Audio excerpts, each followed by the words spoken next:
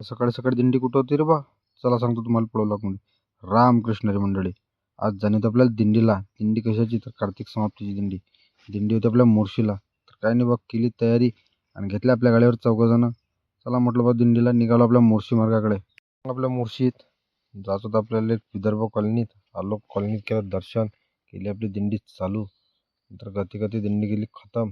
नंतर निघालो आपण अमरावतीकडे, कारण आज जाणं आपल्याला पुण्याले कायले तर सांगू आपण पुढं. त्यासाठी ब्लॉग पूर्ण बा. काही नाही बा, सफर जमा जागेत गावाकडून निघालो आपल्याला जायचं होतं मोर्शी. काही नाही, आलो बा मोर्शीत.